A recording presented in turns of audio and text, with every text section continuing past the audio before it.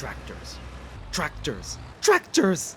If you love tractors as much as I do, folks, then stay tuned. We're going to be discussing Giant Software's upcoming Farming Simulator 2025. We're going to discuss everything that we know about this game so far and everything that we can predict for the future of this great title. Alright, folks, let's get stuck in.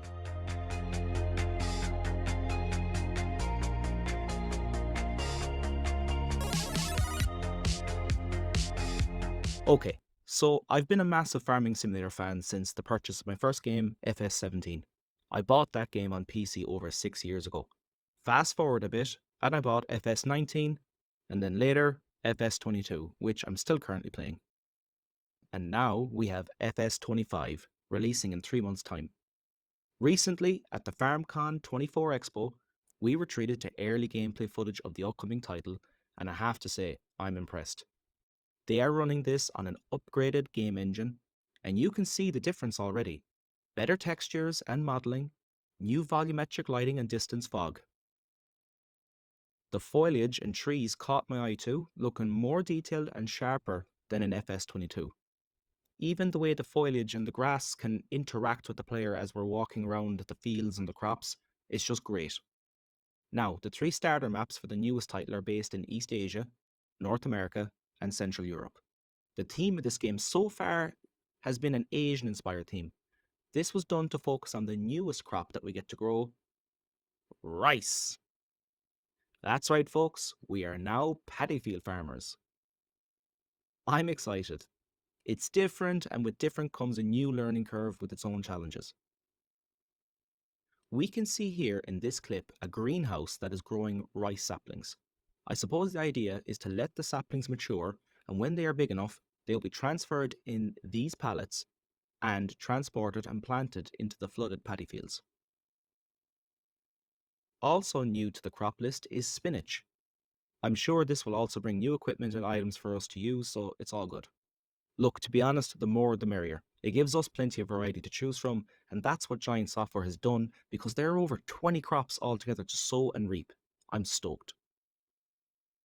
Here in this clip, we can see the MacDon M1240 heading to a nearby field to swat it. This is great because it's quirky and it's cool. We've had it before as a mod, but this time it's part of the base game. It's a tractor and combine in one. It can tow its own header, and the header trailer is still part of the header itself.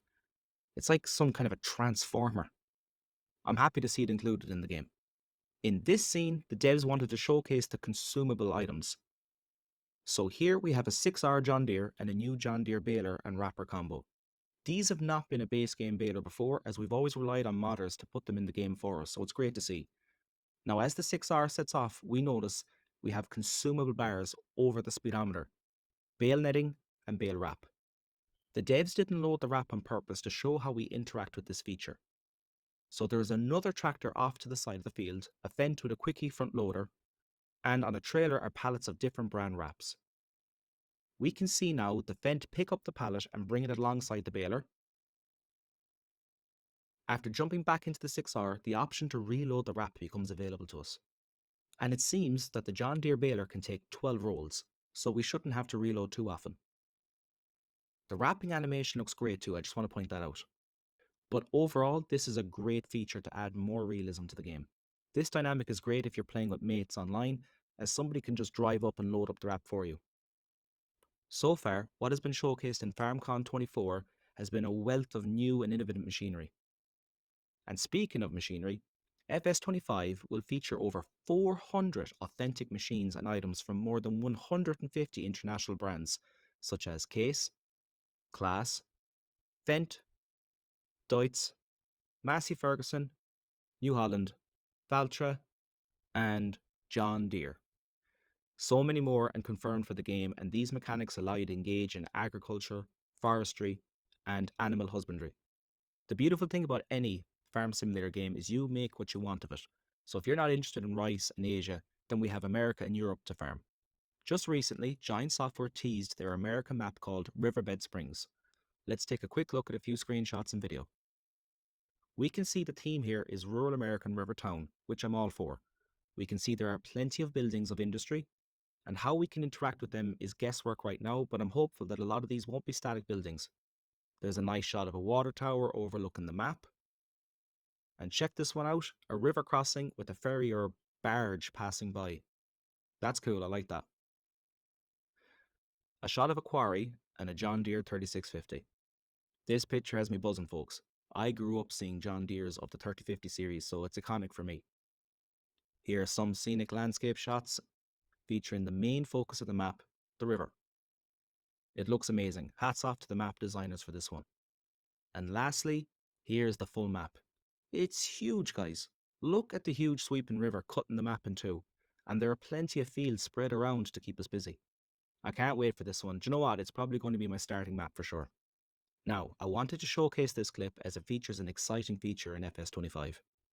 So this scene shows a Fendt tractor, and I guess we're going mowing grass.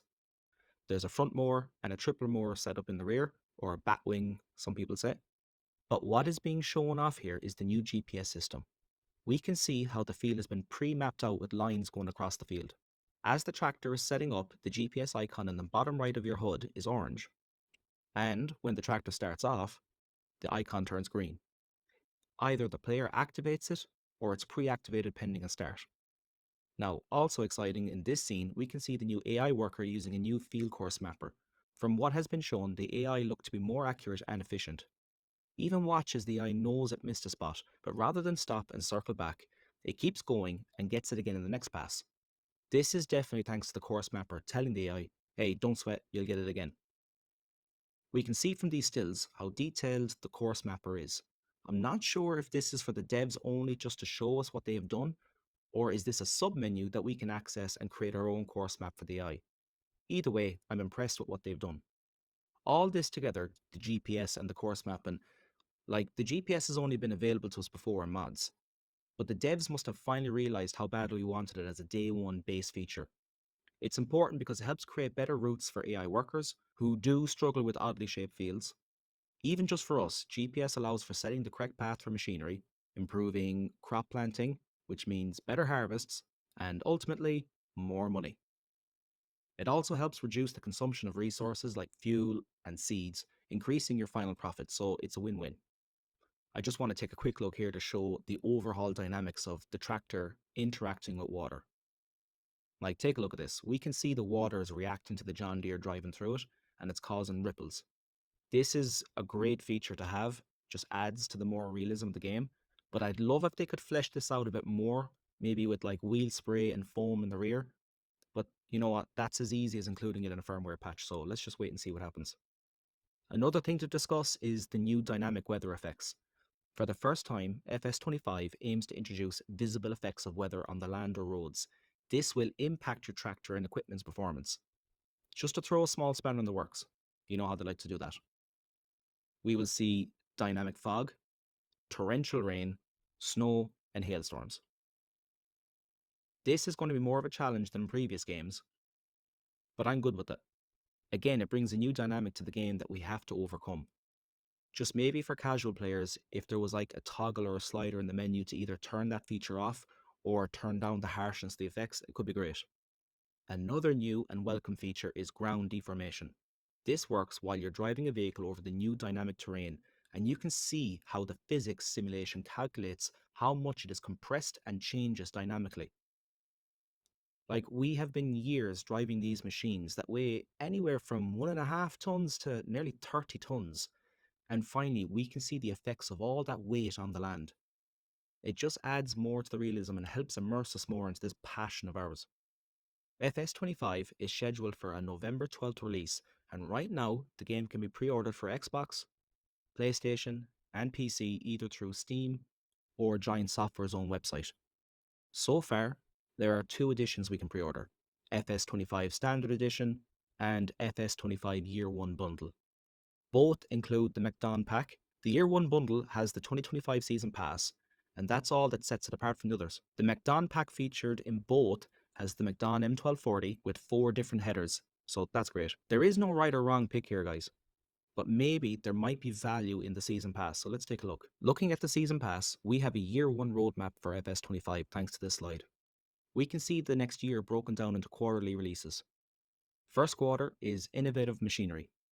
I'm speculating that this could be anything from the latest and greatest tractor to crop spraying with drones. Like, who knows? But it's exciting. Second quarter, we have performance on plains and prairies. So, my guess here is America. When you hear the term plains and prairies, it's just where your mind goes. So, I'm picturing the prairie grasslands of North America, maybe Utah or Montana. And the performance part of the puzzle, well, for me, I'm thinking of something like the new Big Bud 700 that was teased in real life. Third quarter is the stars align. I'm really not sure with this one. Maybe something to do with GPS. It looks like a large wheel kicking up dirt, so I'm at a loss here. Comment down below if you can figure it out. Fourth quarter is what has me stoked. I'm Irish, and Irish farming is in my blood. My dad and my brother are farmers. I grew up on a farm. So to me, this looks like home, but I know it's not, but it's close. It looks like the Scottish Highlands, but it could be the UK too. Either way, Giant Software are bringing their own map that looks like home for me.